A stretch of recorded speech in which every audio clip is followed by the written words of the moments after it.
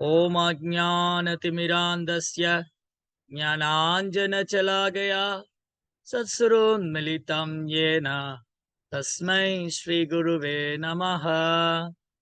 नमो ॐ विष्णुपादाय कृष्णप्रेष्ठाय भूतले श्रीमते भक्तिवेदान्तस्वामीति नामिने नमस्ते सारस्वती देवे गौरवाणि प्रचारिणे निर्विशेषशून्यवादी पाश्चात्यदेशतारिणे जय श्री कृष्णा चैतन्य प्रभु नित्यानंद श्री अद्वैत गदाधर श्रीवासदि गौर भक्त वृंदा हरे कृष्णा कृष्णा कृष्णा हरे हरे हरे राम राम राम हरे हरे हरे कृष्णा பக்தர் எல்லாருக்கும் இனிமையான மாலை வணக்கம். இன்றைய சத்சங்க வகுப்புல வந்து கலந்துட்டு இருக்கிற எல்லா பக்தர்களுக்கும் என்னுடைய பணிவான நமஸ்காரம். இன்றைக்கு மிகவும் மங்களகரமான தினம். வைகுந்த ஏகாதசி, மோக்ஷட ஏகாதசி மகோத்சவம். இன்னைக்கு ஏகாதசி உபவாசம் இருக்கிற பக்தர் எல்லாருக்கும் இந்த விரதம் நல்லபடியா முடியணும். ஏகாதசி உபவாசம் நல்லபடியா இருந்து இந்த விரதத்தை வந்து நம்ம பகவானுடைய தாமரை திருப்பாதுக்கு அர்ப்பணிக்கணும். ஆன்மீக குருடைய தாமரை திருப்பாதுக்கு அர்ப்பணிக்கணும். அதனால இன்னைக்கு யாரெல்லாம் ஏகாதசி உபவாசம் இருக்காங்களோ எல்லா பக்தருடைய உபவாசத்துக்காகவும் ஆன்மீக முன்னேற்றத்துக்காகவும் ஒரு முறை கூட பிரார்த்தனை பண்றோம். ஹரே கிருஷ்ணா கிருஷ்ண கிருஷ்ணா ஹரே ஹரே ஹரே ராம ராம ராம ஹரே ஹரே. பொதுவா இந்த சத்சங்க வகுப்புல நம்ம ஸ்ரீமத் பாகவதம் படிச்சுட்டு இருந்தோம். இன்றைக்கு வந்து மிகவும் விசேஷமான தினம். இந்த மோக்ஷட ஏகாதசியான வைகுண்ட ஏகாதசி அன்றைக்கு தான் பகவான் கிருஷ்ணர் குருக்ஷேத்திரத்துல அர்ஜுனனுக்கு பகவத்கீதை உபதேசித்த நாள். பகவத்கீதை தோன்றிய தினம். பகவத்கீதா தோன்றிய தினம். அதனால இன்றைய சத்சங்க வகுப்புல நம்ம கீதா மகாத்மியம், பகவத்கீதையுடைய மகாத்மியம், பகவத்கீதை ஏன் முக்கியம், கலியுக மக்களுக்கு பகவத்கீதை ஏன் அவசியம், அப்படி பகவத்கீதையில என்ன இருக்கு, சரி பகவத்கீதை என்னதான் சொல்ல வருது, என்னுடைய வாழ்க்கையில பகவத்கீதை எவ்வளவு பெரிய முக்கியமான பங்கு வகிக்குது, ஏன் ஒருவர் பகவத்கீதை பின்பற்றணும், அது குறித்து கீதா மகாத்மியம் என்ன சொல்லுது, இந்த பகவத்கீதை நடைமுறையில எப்படி நம்ம பயிற்சி பண்றது, அதுதான் இன்றைய வகுப்பு. அப்போ இன்றைய காலகட்டத்துல இன்னைக்குள்ள அவசரமான காலம். மக்கள் வந்து ரொம்ப பரபரப்பாகவும் சுறுசுறுப்பா இருக்காங்க. உலக வாழ்க்கையில சமுதாயம், குடும்பம், அரசியல், பொருளாதாரம், பிள்ளைகளை படிக்க வைக்கிறது, வேலைக்கு போறது, சம்பாதிக்கிறது, இப்படி பல தேவைகளை அதிகரித்து கொண்டார்கள். இன்னைக்கு மக்களுடைய வாழ்க்கை ரொம்ப பரபரப்பா இருக்கு. இப்படி பரபரப்பா ஒரு பக்கம் ஓடிட்டு இருக்காங்க. இனி ஒரு பக்கம் என்னதான் பேரளவான நவீன நாகரிக முன்னேற்றம், விஞ்ஞான முன்னேற்றம் அடைந்தாலும் மனிதன் இந்த உலக வாழ்க்கையில அமைதியான ஒரு வாழ்க்கை, நிம்மதியான ஒரு வாழ்க்கை, ஆனந்தமான ஒரு வாழ்க்கை, அதை வந்து அவங்களால தக்க வச்சுக்க முடியல. விஞ்ஞான முன்னேற்றம் அதிகமா இருக்கு. புலன்பத்துக்கு தேவையான சாதனங்களை அதிகரிச்சுக்கிட்டு இருக்காங்க. பௌதிகத்துல நிறைய பேரு சுகத்தை தேடுறாங்க. நிறைய பேர் பௌதிகத்துல சுகத்தை தேடி போறாங்க. நிறைய பேர் மன அமைதியை தேடி போறாங்க. காசு இருக்கு, பணம் இருக்கு, பேர் இருக்கு, புகழ் இருக்கு. இருக்கிறவங்களுக்கு இருக்கேன்னு கவலை, இல்லாதவங்களுக்கு இல்லையேன்னு கவலை. பணம், காசு, பணம், பெயர், புகழ் இதெல்லாம் இருக்கிறவங்களுக்கு இருக்கேன்னு கவலை, இல்லாதவங்களுக்கு இல்லையேன்னு கவலை. இப்படி இந்த ஜட உலகத்துல மக்கள் எப்பவுமே சோகா, மோகா, பயா, சில நேரம் சோகத்திலையும், கவலையிலையும், சில நேரம் அறியாமையிலையும், சில நேரம் பயத்திலையுமே தங்கள் வாழ்க்கையை கழிக்கிறாங்க. சில நேரம் அவங்களுடைய வாழ்க்கை சோகத்திலையும், கவலையிலுமே மூழ்கி இருக்கு. சில நேரம் அவங்க வாழ்க்கை வந்து பயத்திலேயே இருக்கு. அடுத்தது என்ன நடக்க போகுது? என் பிள்ளை என்ன ஆவாங்க? என் குடும்பம் என்ன ஆகும்? என் சமுதாயம் என்ன ஆகும்? நான் இறந்ததுக்கு அப்புறம் என்ன ஆகும்? அப்படிங்கிற பயம். அப்புறம் அறியாமை. நான் தான் இந்த உடல். இது என் குடும்பம், என் மனைவி, என் சமூகங்கிற அறியாம. இப்படி இந்த உலக வாழ்க்கை ஒரு கற்பனையான ஒரு கனவு வாழ்க்கை. இந்த ஜட உலக வாழ்க்கை, நம்ம வாழ்ந்து கொண்டிருக்கிற வாழ்க்கை ஒரு கற்பனையான கனவு வாழ்க்கை. இதுல ஒரு ஜீவாத்மாவாகிய நம்ம இந்த வாழ்க்கையில நிம்மதிய தக்க வச்சுக்க முடியுமா? அமைதிய தக்க வச்சுக்க முடியுமா? இங்க ஒரு ஆனந்தமான வாழ்க்கைய வாழ முடியுமான்னு போராடிக்கிட்டு இருக்கு. ஆனா, இந்த வேத நாகரிகம், வேத நாகரிகம், வேத கலாச்சாரம். இந்த வேத நாகரிகம், வேத கலாச்சாரம் கற்றுக் கொடுப்பது எளிமையான வாழ்க்கை, உயர்வான சிந்தனை. வாழ்க்கையை எளிமையாக வைத்துக் கொள்ள வேண்டும். சிந்தனை உயர்வா இருக்கணும். ஆனா கலியுகத்துல மக்கள் அத அப்படியே திருப்பிட்டாங்க. உயர்வான வாழ்க்கை, எளிமையான சிந்தனை. வாழ்க்கை தரம் உயர்த்துறதுக்கு முயற்சி பண்றாங்க. எப்படியாவது செல்வந்தன் ஆகணும்னு முயற்சி பண்றாங்க. ஆனா சிந்தனை எல்லாம் பார்த்தீங்கன்னா, ரொம்ப கீழ்நிலையான சிந்தனையா இருக்கு. 4வது கலாச்சாரத்துக்கு கீழ போயாச்சு கலாச்சாரம். இப்படி நமக்கு நம்ம மனித வாழ்க்கையின் குறிக்கோள், இந்த மனித வாழ்க்கையின் குறிக்கோள் என்ன? எதுக்காக இந்த மனித வாழ்க்கை கொடுக்கப்பட்டிருக்கு? இத எப்படி பயன்படுத்திக்கணும்? அப்படின்னு தெரியாம, இந்த கிடைத்தற்கு அரிதான மனித வாழ்க்கையை சில நேரங்கள்ல நாம் துஷ்பிரயோகம் செஞ்சோம். பெரும்பாலும் மனிதர்கள் இந்த மனித வாழ்க்கைய துஷ்பிரயோகம் பண்ணிடுறாங்க. அதனால தான் பிரகலாத் மகாராஜ் சொல்றாரு, "துர்லப மானுஷ ஜென்மம்." இந்த மனித வாழ்க்கை மிகவும் அரிதானது. ஔவையார் பாட்டி கூட பாடுனாங்க, "அரிது அரிது மானிடராய் பிறத்தல் அரிது." அப்ப இந்த மனித வாழ்க்கைக்கு ஒரு லட்சியம் இருக்கு. இந்த மனித வாழ்க்கைக்கு ஒரு குறிக்கோள் இருக்கு. அத திருவள்ளுவர் கூட திருக்குறள்ல சொல்றாரு, "பிறவிப் பெருங்கடல் நீந்துவார் நீந்தாதார் இறைவனடி சேராதார்." இந்த மனித வாழ்க்கையின் குறிக்கோள் இறைவனுடைய அடி சேர்வது. இறைவனுடைய தாமரை திருவடியை சேர்வது. அப்ப அந்த இறைவனின் தாமரை திருவடியை எவ்வாறு சேர்வது? இந்த மனித வாழ்க்கையை நாம் எவ்வாறு பயன்படுத்திக் கொள்வது? அதற்கு ஒரு கைடு புக் தேவைப்படுது. அதுதான் வேதம். வேதங்கள் இந்த மனித சமுதாயம் படைக்கப்பட்ட உடனே வேதங்களும் படைக்கப்பட்டது. இந்த வேதங்கள்ல மனிதர் பயன்படுத்திக் கொண்டு தங்களை தாங்கள் பக்குவப்படுத்திக் கொள்ளலாம். அப்ப வேதத்துல 4 புருஷார்த்தங்கள் சொல்லியிருக்கு. தர்ம, அர்த்த, காம, மோக்ஷ. முதல்ல என்னுடைய தர்மம் என்னன்னு நான் தெரிஞ்சுக்கணும். இந்த மனிதகுல தர்மம் என்ன? ஒரு மனிதன் என்ன செய்யணும், என்ன செய்யக்கூடாது? எது தர்மம், எது அதர்மம், எது பாவம், எது புண்ணியம் அறிந்து கொள்ள வேண்டும். தர்மம்.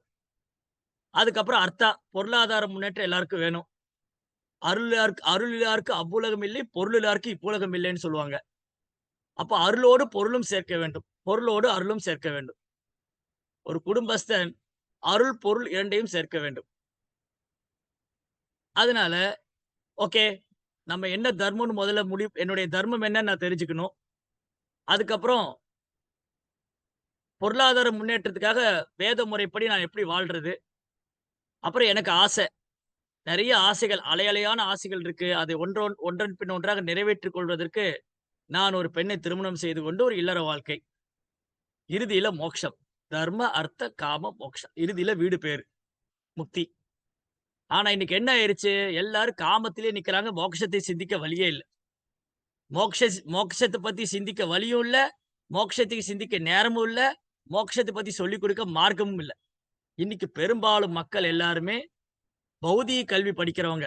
பௌதீக கல்வி, மேற்கத்திய கலாச்சாரம், புலன்ப வாழ்க்கை, நவீன நாகரிகம், பேரளவான விஞ்ஞானம், பேரளவான பௌதீக கல்வி இத பண்றவங்க, பொருளாதார முன்னேற்றம், புலனின்பம் இவ்வளவுதான் வாழ்க்கை.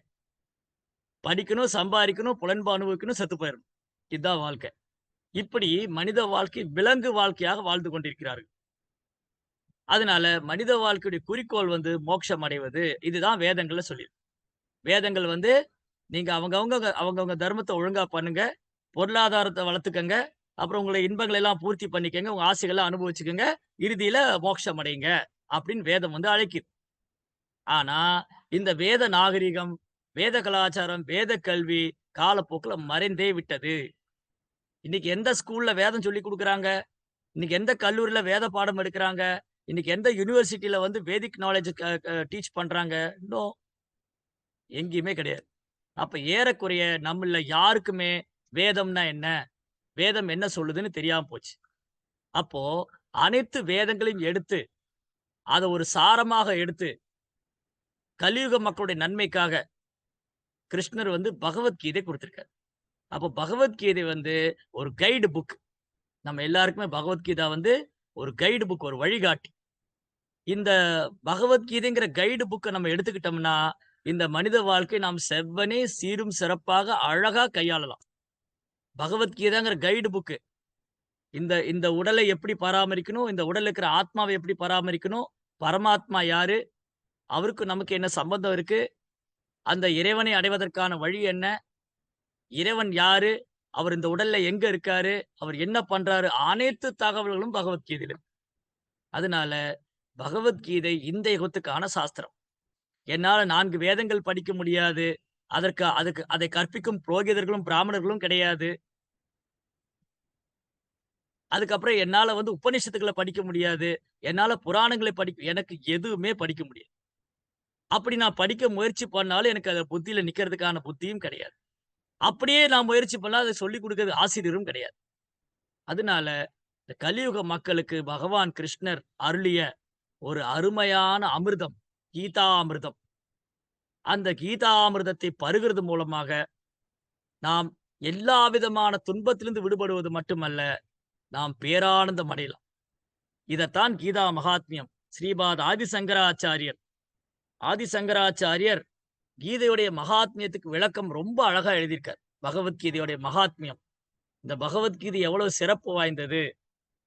அப்போ நம்ம கீதா மகாத்மியம் ஒண்ணொண்ணா படிச்சுட்டு, இந்த பகவத்கீதை எப்படி நம்ம நடைமுறையில பகவத்கீதை என்ன சொல்ல வருது? இத நடைமுறையில எப்படி பயிற்சி பண்ண போறோம்? கீதா மகாத்மியம் அ பாடல் 1. கீதாத்யாயன சீலஸ்ய பிராணாயாம பரஸ்ய ச நைவ சந்திஹி பாபானி பூர்வ ஜன்ம கிருதானி ச. பகவத்கீதை முழுவதும் பகவத்கீதையை முழுவதும் முழு ஆர்வத்துடனும், அக்கறையுடனும் ஒருவர் படித்தால், பகவானின் அருளால் அவரது பூர்வ ஜென்ம பாவங்கள் செயல்படாமல் போகும். ஒருவருடைய பூர்வ ஜென்ம பாவம் செயல்படாமல் போகும். ஏன்னா, இந்த உலகத்துல நாம் துன்பம் அனுபவிக்கிறதுக்கே நம்முடைய கர்ம வினைகள் தான். பிறவிதோறும் பிறவிதோறும் நாம் செய்த கர்ம வினைகள், அந்த கர்ம வினையுடைய பலனாக பாவமோ, புண்ணியமோ 2யும் மாறி, மாறி அனுபவிக்கிறோம். அப்ப யார் ஒருத்தர் பகவத்கீதை படிக்கிறாங்களோ, அவங்க கர்ம வினையிலிருந்து விடுபடுவாங்க. கர்ம வினை. அப்போ பகவத்கீதையில 5 முக்கியமான விஷயங்கள். ஜீவாத்மா, பரமாத்மா, பௌதி இயற்கை, காலம், கர்மா. ஜீவாத்மா யாரு? நான் தான் ஜீவாத்மா. பரமாத்மா யாரு? அந்த முழுமுதற் கடவுள். அப்ப ஜீவாத்மா யாரு? ஆத்மாவை பற்றிய விஞ்ஞானம், ஆத்மாவை பற்றிய அறிவியல், ஆத்மாவை பற்றிய சயின்ஸ். பரமாத்மா, இறைவன், இறை விஞ்ஞானம் அல்லது கிருஷ்ணரை பற்றிய தத்துவம். அதுக்கப்புறம் பௌதி இயற்கை, இந்த மெட்டீரியல் நேச்சர். இந்த ஜட உலகம் எப்படி படைக்கப்பட்டது? அது எப்படி இயங்கிக் கொண்டிருக்கிறது? கர்மா.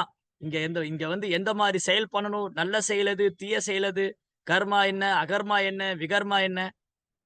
டைம், காலம். இந்த காலச்சக்கரம் எப்படி சுழன்று கொண்டிருக்கிறது? இந்த 5 விஷயங்களும் பகவத்கீதையில பரவலாக பேசப்பட்டிருக்கிறது. அப்போ பகவத்கீதை படிக்கும்போது ஒருத்தருக்கு முழுமையான அறிவு, முழு ஞானம், வேதத்தின் பழுத்த பழமாகி அந்த ஞானம் ஒருத்தருக்கு கிடைக்குது. அதனால அனைத்து வேதங்களையும் எடுத்து சாரமாக, அனைத்து உபநிஷத்துகளின் சாரமாக நம்ம ஒரு மனிதனுக்கு எப்படி 2 கண்கள், இப்ப நமக்கு 2 கண்கள் இருக்கு இல்லையா? அந்த மாரி கலியுக மக்களுக்கு 2 கண்கள். ஒன்று பகவத்கீதை, இன்னொன்னு ஸ்ரீமத் பாகவதம். ஒரு கண்ணு வந்து பகவத்கீதை, அது அனைத்து உபநிஷத்துகளின் சாரம். ஒரு கண்ணு ஸ்ரீமத் பாகவதம், இது அனைத்து வேதங்களின் சாரம். இந்த 2 கண் கொண்டு பார்க்கும்போது தான் நாம் உள்ளதை உள்ளவாறு காண்போம். இந்த ஊனக்கண், இந்த ஜடக்கண்ணால பார்க்கும்போது எல்லாமே பௌதீகமா தான் தெரியும். எல்லாமே குறையா தான் தெரியும். எல்லாமே குறையா தெரியும், தவறா தெரியும், பௌதீகமா தெரியும். எதையுமே புரிஞ்சுக்க முடியாது. ஆனா, பகவத்கீதை, பாகவதம் என்ற 2 சாஸ்திர கண் கொண்டு பார்க்கும்போது, நாம் உள்ளதை உள்ளவாறு காணலாம். அது மட்டுமல்ல, நம் பாவ வினைகள்லாம் எரிந்து சாம்பலாகி விடுகிறது. இதுக்கு முன்னாடி பிரபுபாத் மிக அழகா எழுதியிருக்காரு. என்ன எழுதியிருக்காருன்னா, பகவத்கீதை மிக கவனத்துடன் கற்க வேண்டிய திவ்யமான இலக்கியமாகும். பகவத்கீதை மிக கவனமுடன் கற்க வேண்டிய திவ்யமான இலக்கியமாகும். கீதா சாஸ்திரமிதம் புண்ணியம் எப்படேத் பிரயதः புமான். பகவத்கீதையின் உபதேசங்களை முறையாக பின்பற்றுபவர் வாழ்வின் எல்லாவித துயரங்களிலிருந்தும், ஏக்கத்திலிருந்தும் விடுபட முடியும். யார் ஒருத்தர் பகவத்கீதை உபதேசங்களை வந்து பின்பற்றுறாங்களோ, அவங்க என்ன ஆவாங்க? வாழ்க்கையினுடைய எல்லா விதமான துயரத்திலிருந்தும், ஏக்கத்திலும். இன்னைக்கு உலகமே அதுல தான இருக்கு. இன்னைக்கு பாருங்க. எப்பேற்பட்ட செல்வந்தரா இருந்தாலும், கோடீஸ்வரனா இருந்தாலும் அவருக்கும் துயரம் இருக்கு, கவலை இருக்கு, ஏக்கம் இருக்கு. அப்ப இந்த ஜட உலகம் முழுவதுமே துயரம், ஏக்கம், கவலையில இருக்கு. ஆனா பகவத்கீதை ஒருத்தர் தொடர்ந்து படிக்கும்போது, அவர் தன்னை உணர்ந்த நிலைக்கு வருவார். அதுக்கு பேர் தான் பிரம்ம பூதா ஸ்டேஜ். 2 நிலை இருக்கு. Bhagavad Gita is like magnetic compose to know to reach and escape from Rebirth like magnesium ocean. Yeah! So அப்போ அ பார்த்தீங்கன்னா, அ என்ன சொல்ல வந்தோம்? 2 நிலை. ஒன்று ஜீவபூத நிலை, இன்னொன்னு பிரம்மபூத நிலை. 2 நிலையை பற்றியும் பகவத்கீதை உபதேசிக்குது. கிருஷ்ணா 2 நிலையை பற்றி சொல்ல. ஒண்ணு ஜீவபூதா இந்த உடலோடு அடையாளப்படுத்திக் கொள்றது. பிரம்மபூதா இந்த தன் உடல் நான் இந்த உடல் அல்ல ஆன்மா என்ற தளத்துல. அப்போ ஒருத்தர் தன்னை இந்த உடலோடு அடையாளப்படுத்திக் கொள்ளும்போது ஏக்கம், கவலை, பயம் எல்லாம் வந்துரும். நானே இந்த உடலில் ஆத்மான்னு வந்துட்டா, நான் சோஷதி ந காங்க்ஷதி. பிரம்மபூத பிரசான்னாத்மா ந சோஷதி ந காங்க்ஷதி. சமஸ் சர்வேஷு பூதேஷு மத்பக்திம் லபதே பரா. ஒரு தன்னை உணர்ந்த ஆத்மா, நான் இந்த உடல் அல்ல ஆத்மா என்று உணர்ந்தவன் எதற்காகவும் ஏக்கப்படுவதில்லை, எதற்காக கவலைப்படுவதும் இல்லை. பிரம்மபூத பிரசன்ன ஆத்மா நான் சோசிதி பிரசன்ன ஆத்மா இஸ் a ஜாய்ஃபுல் சோல். ரொம்ப ஆனந்தமா இருப்பார். அவர் எங்கிருந்தாலும் ஆனந்தமா இருப்பாரு. How long it took for the Lord to speak 900 slokas. It is about 700 slokas. பகவத்கீதையில மொத்தம் 700 ஸ்லோகம் இருக்கு. கிருஷ்ணர் ஒரு 3/4 மணி நேரத்துல சொல்லி முடிச்சிட்டாரு. அர்ஜுனனும் புரிஞ்சுக்கிட்டேன். நம்ம லைஃப் லாங் படிச்சுக்கிட்டு இருக்கோம். பகவத்கீதையை லைஃப் லாங் வாழ்நாள் முழுதும் படிக்கிறோம். ஆனா புதுசு புதுசா அனுபவம் கத்துண்டே இருக்கோம். அனுபவம் குடுத்துட்டே இருக்கு. இதுதான் பகவத்கீதையோட ஸ்பெஷல். பகவத்கீதையோட சிறப்பு என்னன்னா, நீங்க எவ்வளவு தடவ நம்ம படிச்சாலும், எவ்வளவு தடவ படிச்சாலும் திரும்ப திரும்ப படிக்கும்போது புதிது புதிதான அனுபவங்களை கொடுத்துக் கொண்டே இருக்கும். அது வற்றாத நீர் ஊற்று. வற்றாத நீர் ஊற்று. கிருஷ்ணா அந்த நாலேட்ஜ் குடுத்துக்கிட்டே இருப்பார். தூய்மைப்படுத்திக்கிட்டே இருப்பார். நாம் தூய்மை ஆக ஆக பகவத்கீதை படிக்க படிக்க நாம் தூய்மை ஆக ஆக நாம் பக்தியில அனுபவம் பெற்றுக் கொண்டே இருப்போம். பக்தியில உயர்ந்து கொண்டே இருப்பதை உணர முடியும். சரி. அப்போ அ ம தன்னை உணர்ந்த ஆத்மா நான் சோச்சதி ந காங்க்ஷதி. அவர் எதுக்காகவும் ஏக்கப்படுறதில்ல, எதுக்காகவும் கவலைப்படுறதில்ல.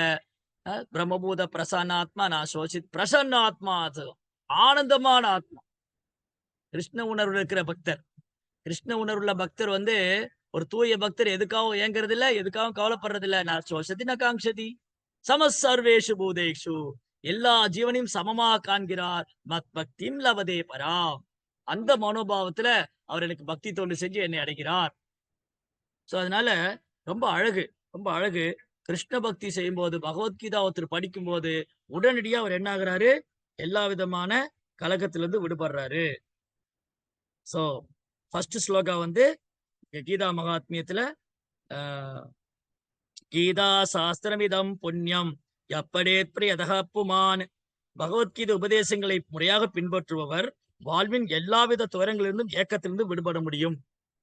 சோ யாரெல்லாம் எனக்கு கவலை வேண்டாம், துன்பம் வேண்டாம், ஏக்கம் வேண்டாம்னு நினைக்கிறாங்களோ, அவங்க டெஃபினட்டா they have to accept Bhagavad Gita. Bhagavad Gita ஏற்றுக்கொள்றது மூலமா, பகவத்கீதை பின்பற்றது மூலமா, இந்த உலகத்துல எந்த மூலையில இருந்தாலும் சரி, இந்த உலகத்துல அவர் ஆப்பிரிக்கா கண்டத்திலயோ, அமெரிக்காலயோ, ஐரோப்பியில இந்த உலகத்துல எந்த மூலையில இருந்தாலும், அவங்க பகவத்கீதை ஏற்றுக்கொள்வார்களானால், அப்போ ஒரு கேள்வி வந்துரும். பகவத்கீதை தான் இந்தியால இருக்கே. உலகத்துல எந்த மூலையில இருந்தாலும் எப்படி பகவத்கீதை ஏற்றுக்க முடியும்? அதுதான் ஸ்ரீல பிரபுபாடைய கருணை. ஸ்ரீல பிரபுபாதர் Bhagavad Gita as it is. Bhagavad Gita உண்மை உருவில் சொல்லி ஆங்கிலத்துல மொழிபெயர்ப்பு செய்து, அது பல்வேறு மொழிகள்ல மொழிபெயர்ப்பு செய்தாரு. அமெரிக்க மொழிகள்ல, ஐரோப்பிய நாடுகள்ல, சைனா, ஸ்பானிஷ், அப்புறம் வந்து ஆப்பிரிக்கா, எல்லா யூரோப் கண்ட்ரீஸ் எல்லா நாடுகள் மொழியிலும் இருக்கு.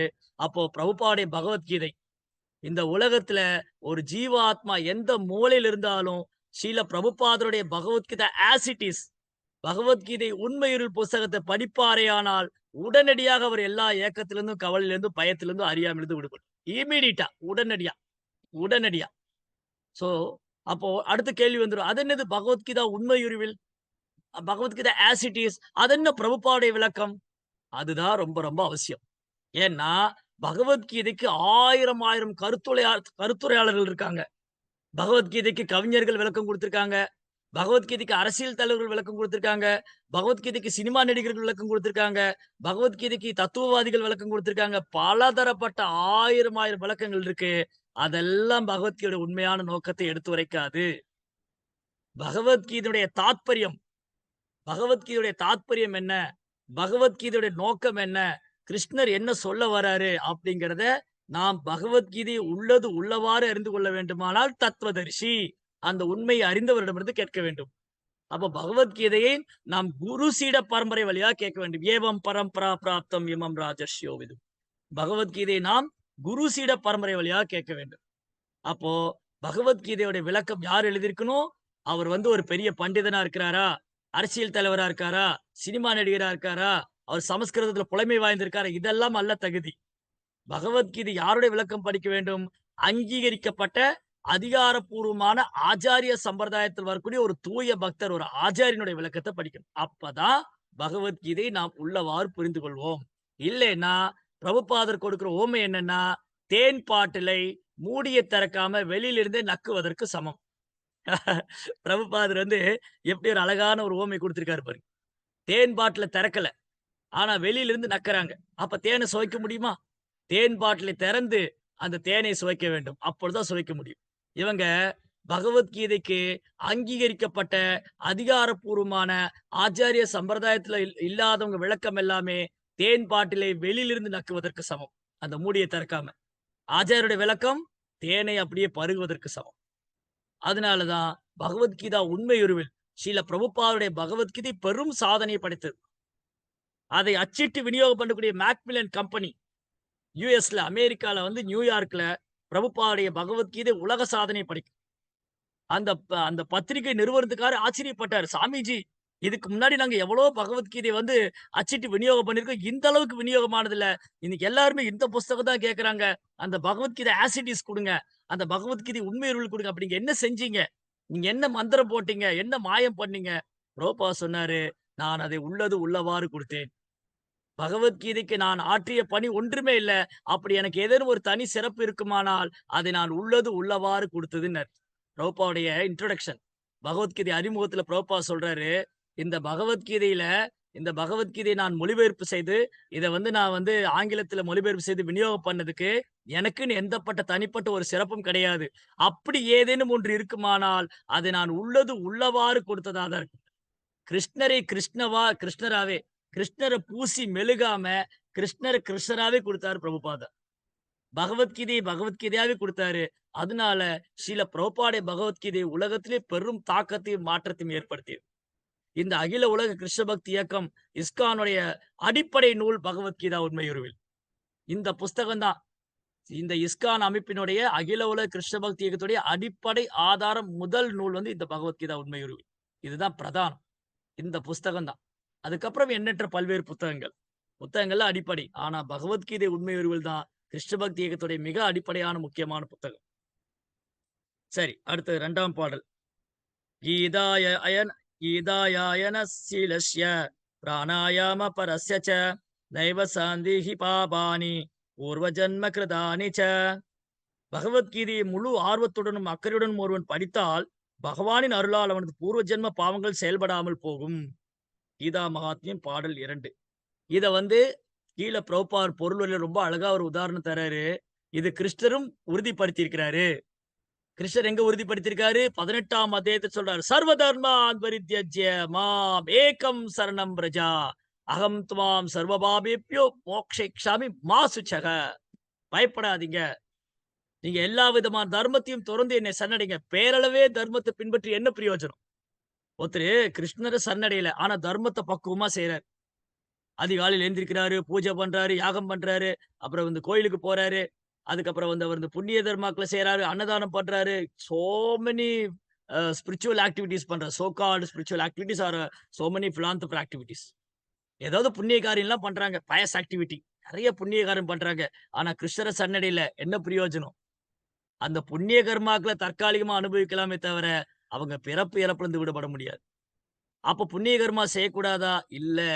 புண்ணிய கர்மாவை கிருஷ்ண உணர்வோடு செய்யணும். அத கிருஷ்ண பக்தியா மாத்தணும். அந்த ஆர்ட் தான் பகவத்கீதை சொல்லித் தருது. வெறுமனே புண்ணியம் செய்தாலும் நாம் கட்டுண்ட வாழ்க்கையில வருவோம்.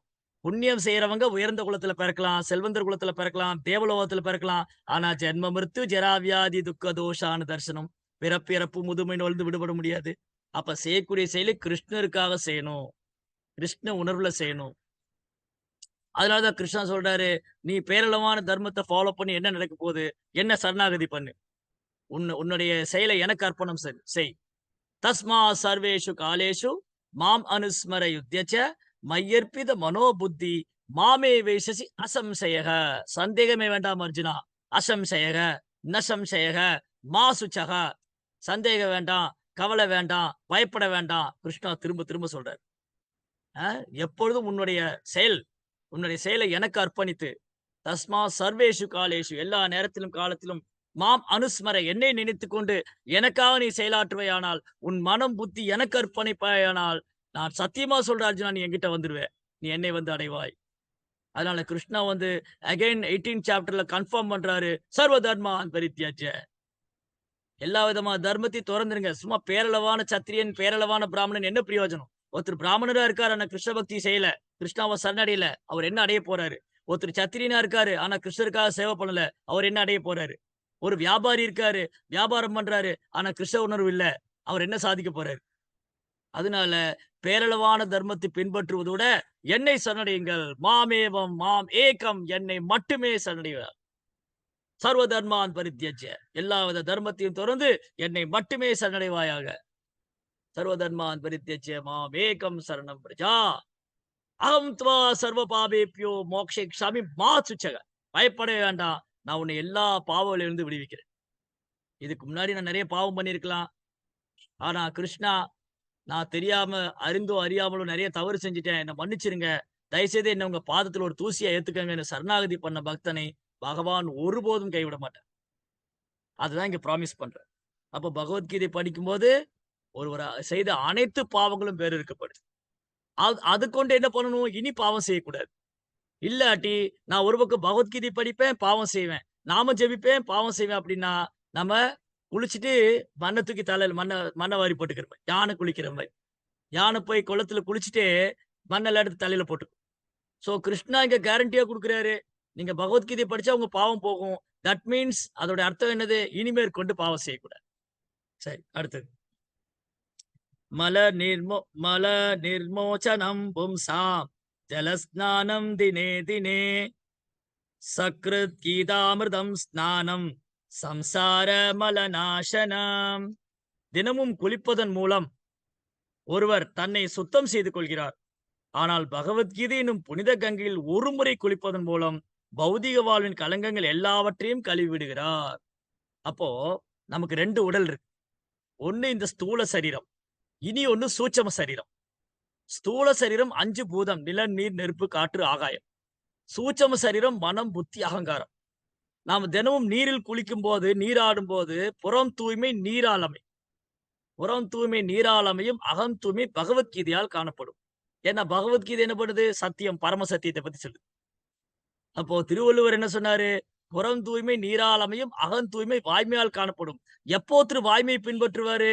பகவத்கீதை படிக்கும்போது தான் வாய்மையை பின்பற்ற முடியும். இல்லாட்டி பேரளவான ஒருத்தர்னால வாய்மையை பின்பற்ற முடியாது. அப்போ புறம் தூய்மை நீரால் அமையும், அகம் தூய்மை பகவத்கீதையால் காணப்படும். இதுதான் நம்ம குறள்.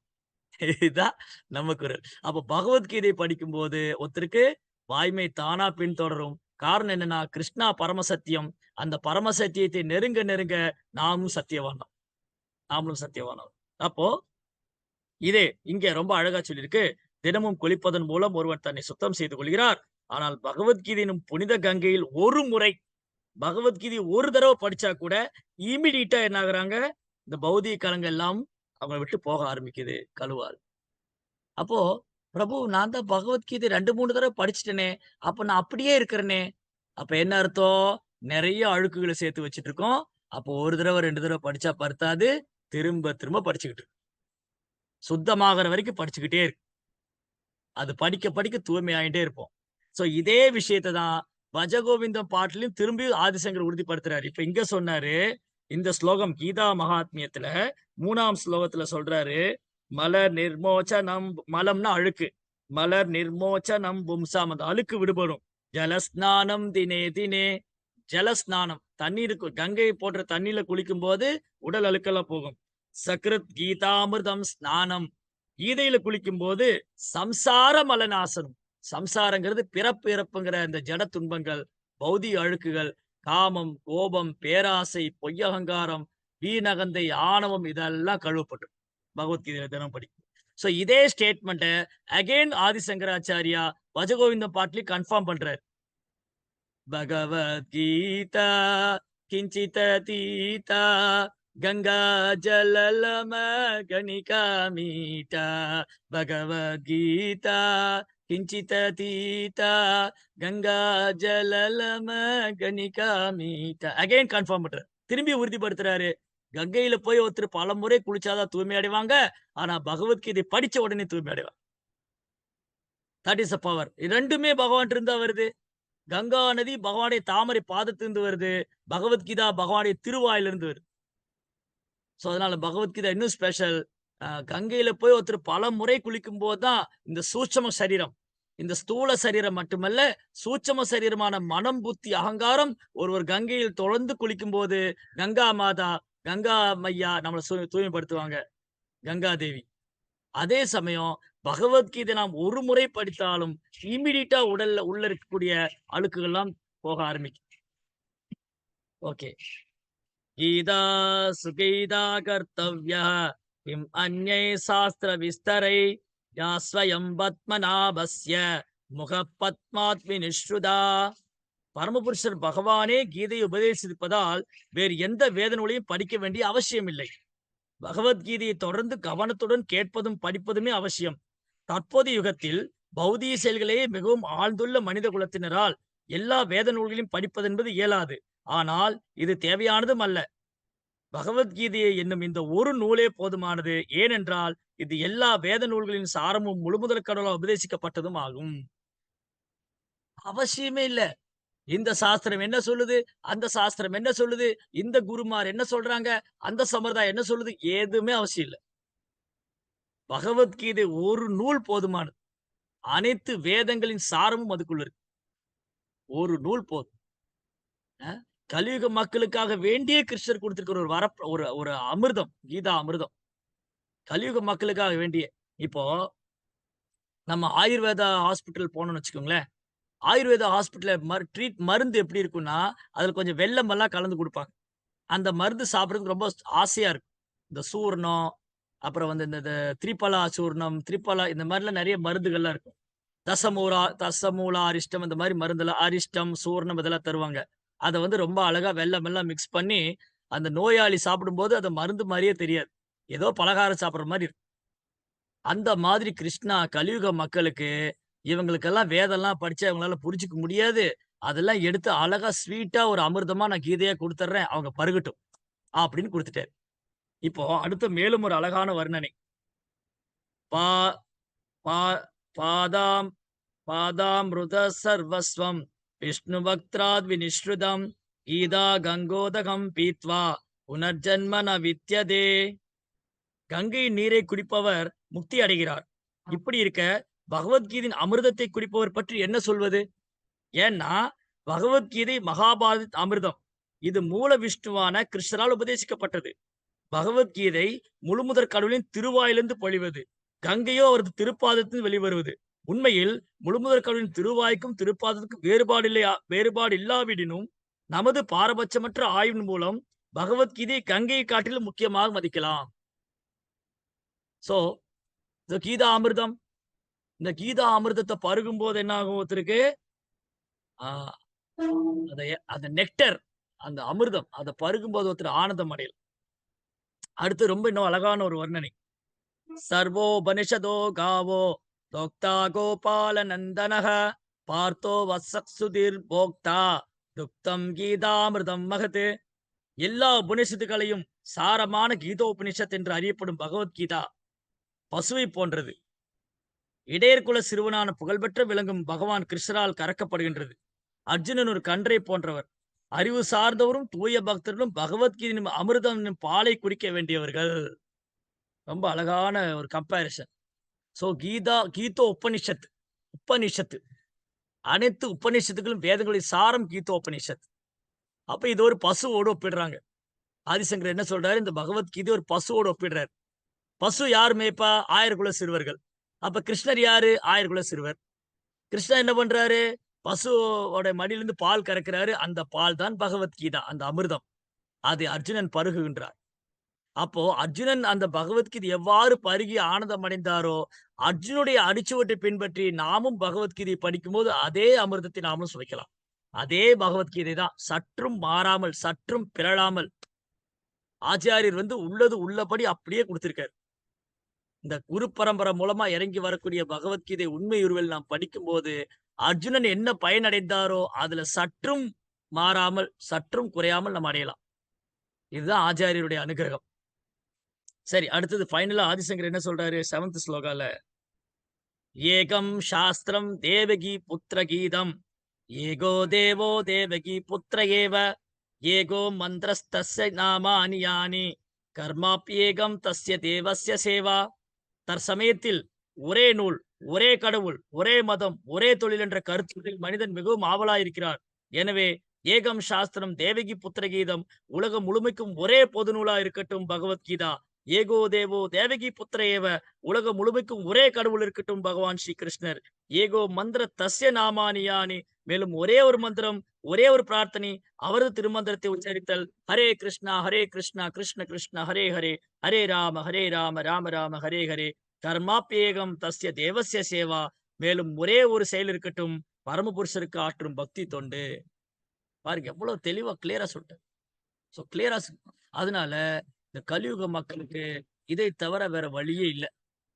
இதை விட ஒரு எளிமையான, ஒரு இனிமையான, எளிமையான ஒரு சாஸ்திரமும், இனிமையான, எளிமையான ஒரு மார்க்கமும், இனிமையான, எளிமையான ஒரு மந்திரமும் கிடைக்க வாய்ப்பே இல்ல. ஹரே கிருஷ்ணா மகா மந்திரம் எளிமையானது, இனிமையானது. சிறு குழந்தையிலிருந்து வயதானவர் வரைக்கும், படித்தவர் முதல் படிக்காதவர் வரைக்கும் எல்லாருமே சொல்லலாம். பகவத்கீதை இனிமையானது, எளிமையானது. எல்லா தரப்பு மக்களாலும் புரிந்து கொள்ள முடியும். அந்த மாரி ஆச்சாரியர் பிரபுபார் விளக்கம் குடுத்திருக்கிறாரு. அதனால பக்தி மார்க்கம், பக்தி தொண்டு பயில்வதற்கு மிகவும் இனிமையானது, எளிமையானது, ஆனந்தமானது. அதனால இது ஒரு பெரும் வாய்ப்பு. பிரபுபாதர் நமக்கு குடுத்திருக்கிறார். அதனால இந்த ஹோல் பகவத்கீதா ஏன் பகவத்கீதைய இந்த கலியுக மக்களுக்கு கிருஷ்ணர் சிபாரிசு பண்றாரு? ஏன் சைதன்ய மகாபுருடைய போதனைகள பிரபுபாதர் எடுத்துட்டு வந்தாரு? இதுதான் முக்கியமான காரணம். ஏன்னா, பகவத்கீதை ஒரு அழகான சிஸ்டமேட்டிக் பிரீச்சிங். கிருஷ்ணா பகவத்கீதையில கட்டுண்ட ஜீவாத்மாவுக்கு சிஸ்டமேட்டிக்கா பிரச்சாரம் பண்றாரு. நீங்க நல்லா பகவத்கீதைய கவனிச்சு பார்த்தீங்கன்னா, அ முதல் அத்தியாயத்துல கிருஷ்ணர் 1, 2 ஸ்லோகம் தான் பேசியிருப்பாரு. அர்ஜுனன் தான் ஃபுல்லா பேசுவார். அர்ஜுனன் ஃபுல்லா பேசுறது மட்டும் இல்ல, ஆர்கியுமென்ட்டே பண்றாரு கிருஷ்ணாட்ட.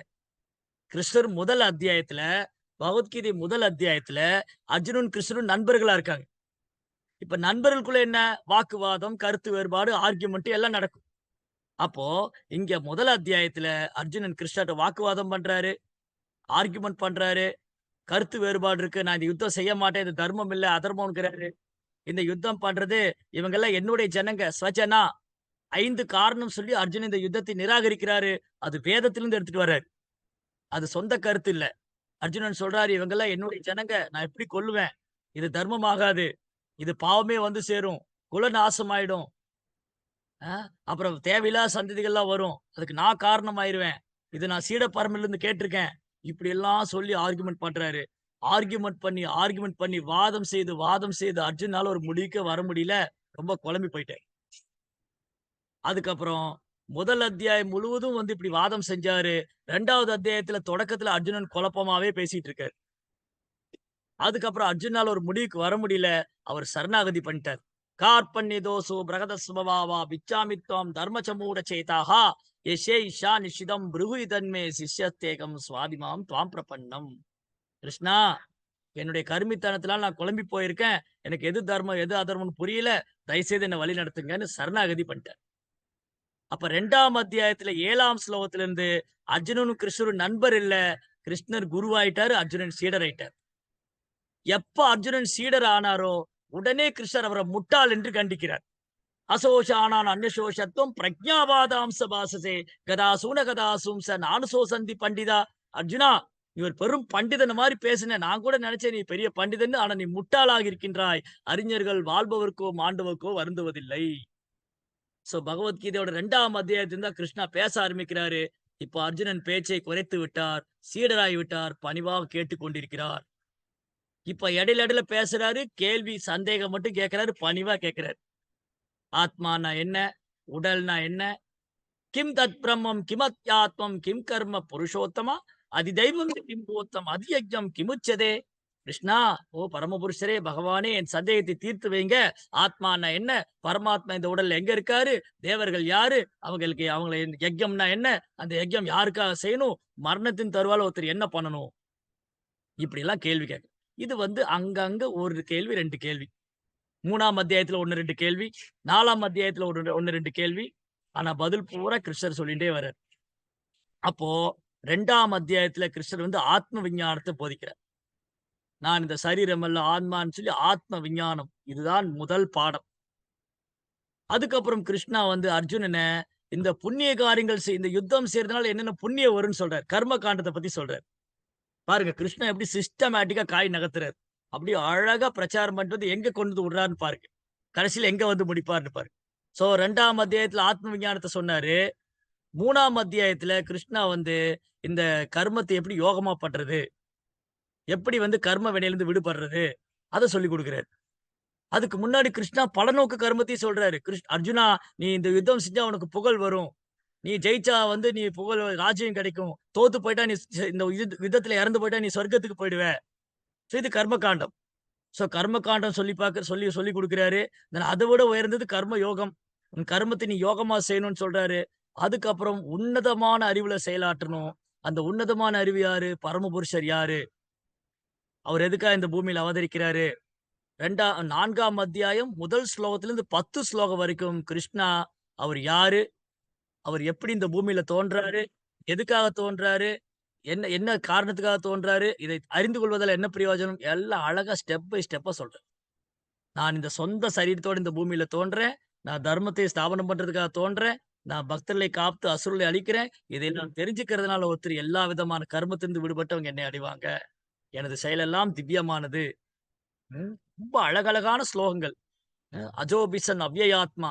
நான் பிறப்பற்றவனா இருந்தும், நான் அழிவற்றவனா இருந்தும், அஜோபிசன் அவ்யயாத்மா பூதானாம் ஈஸ்வரோஜ்பிஷன். இந்த உயிர்வாழி மத்தியில் நான் தோன்றேன். எப்படி சம்பவாமி ஆத்ம மாயையா. நான் என் சொந்த சரீரத்துல இங்க வர்றேங்கிறார் கிருஷ்ணா.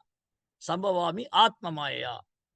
சரி, இங்க வந்ததுக்கு அப்புறம் என்ன பண்றாரு? யதா யதாகி தர்மஸ்ய கிளானிர். எப்பல்லாம் மக்கள் தர்மஸ்ய கிளானிர் தர்மத்திலிருந்து விலகுறாங்களோ, அப்ப தர்மத்தை ஸ்தாபனம் செய்யறதுக்காக நான் வர்றேன்.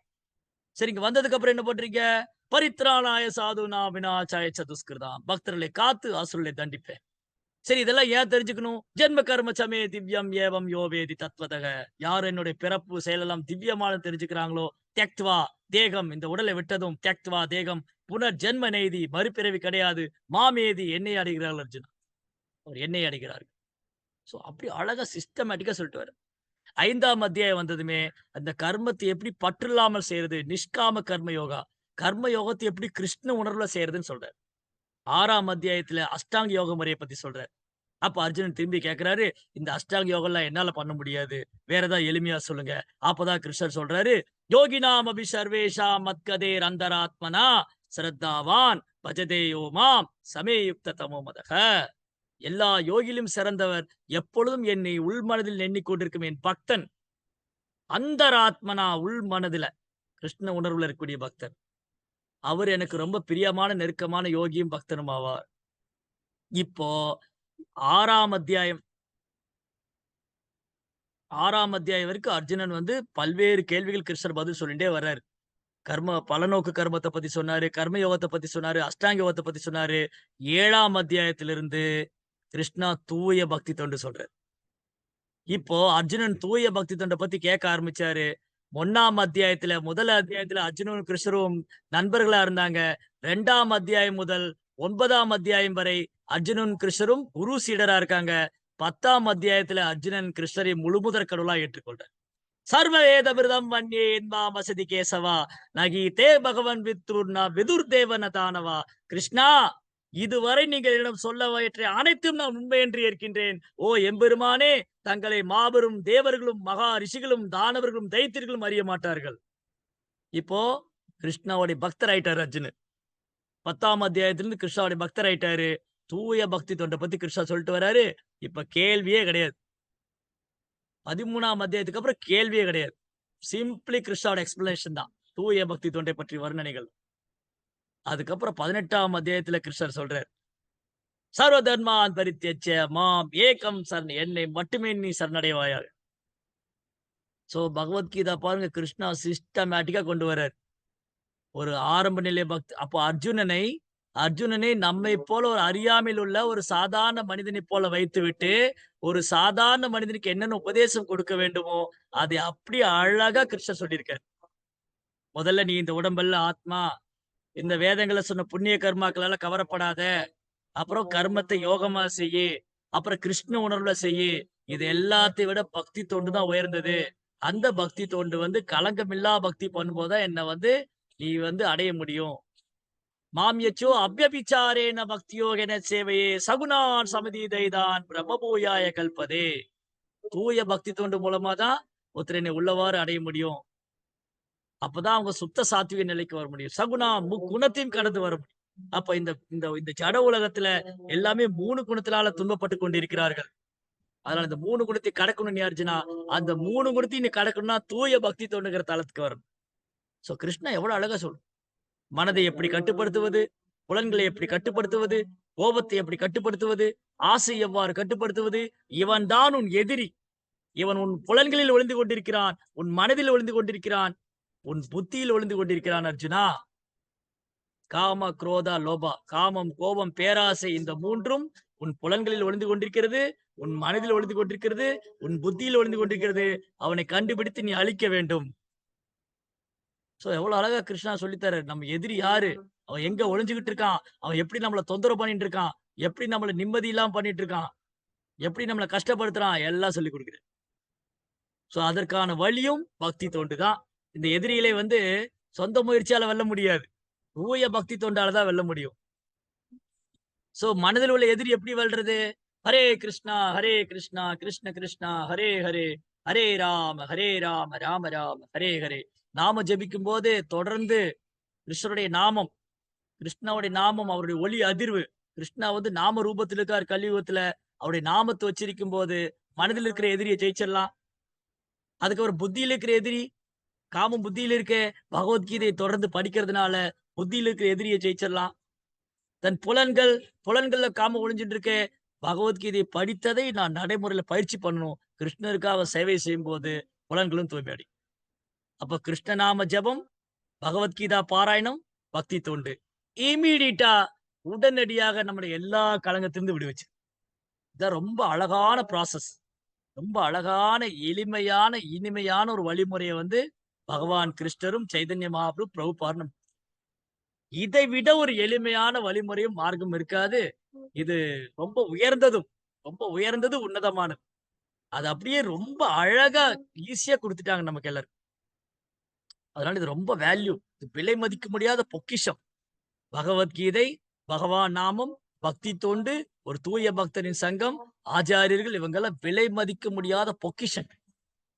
அப்படி ஒரு சம்பிரதாயம், அந்த சம்பிரதாயத்தில் தோன்றிய ஆச்சாரியர், அவருடைய விளக்கங்கள், அவருடைய வழிகாட்டுதல், பெரும் பாக்கியம் நமக்கு. பெரும் பாக்கியம் செஞ்சிருக்கோம். இந்த மாரி கிருஷ்ண பக்தியை பயிற்சி பண்றதுக்கு. சோ இப்படி பகவான் கிருஷ்ணர் அழகா அர்ஜுனன 18ஆம் அத்தியாயத்துல, "நீ என்னிடம் சரணடைந்தாலே போதும். நான் எல்லாத்தையும் பார்த்துக்கிறேன். நீ பக்தி தொண்டு செய்யணும்." அப்போ பகவத்கீதையுடைய கன்க்ளூஷன், பகவத்கீதையுடைய முடிவு என்னது? நான் பகவானுடைய பக்தனாயி அவருக்காக சேவை செய்யணும். அவரோட அன்பு செய்யணும்.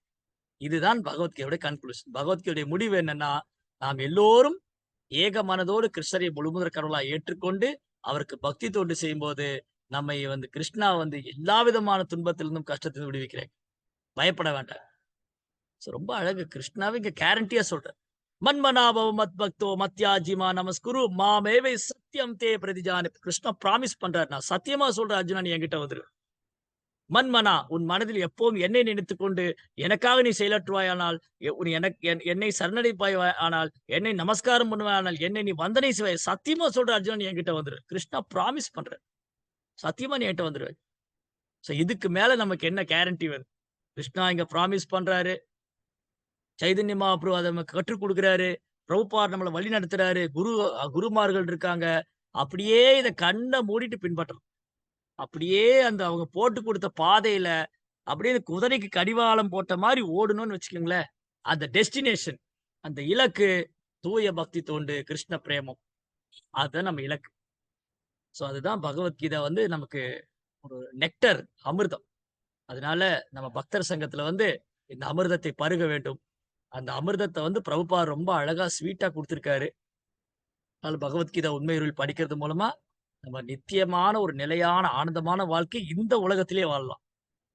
ஹரே கிருஷ்ணா. ஜெய் ஸ்ரீல பிரபுபாத் கி